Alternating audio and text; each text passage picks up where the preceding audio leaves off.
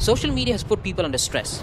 It has given you a false sense of accomplishment. So you need to understand the reality between this unreal world, this imaginary world that you think is so real, and the actual world that's outside. The actual world is your friends, your family,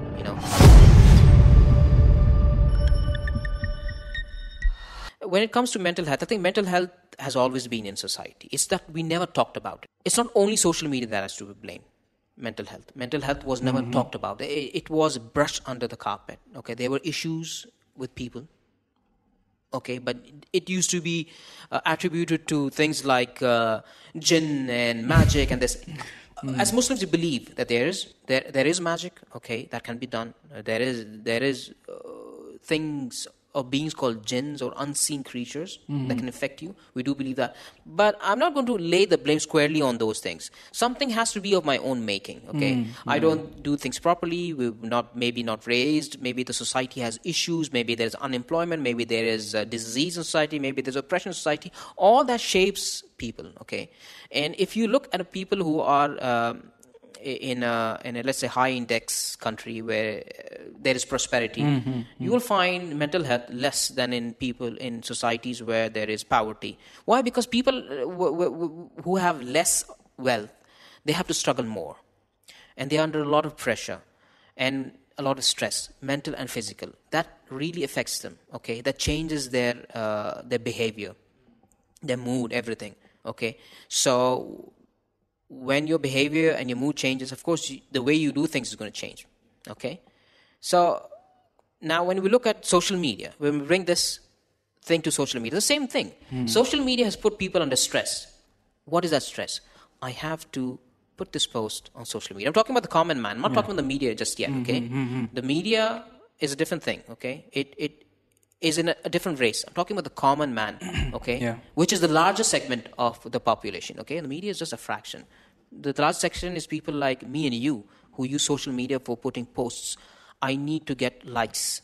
I advise people to watch a few documentaries. One is A Social Dilemma, and the other is Childhood 2.0, which will give you a very good view of how social media works and the addiction thing in it, okay?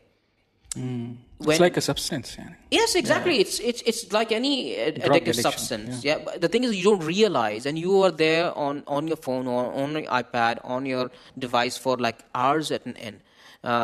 So this documentary was asking a few school kids in the US, how long are you, and how long are you on social media every day?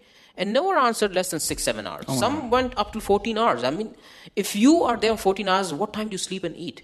What does that do? That affects your brain. We as humans need rest.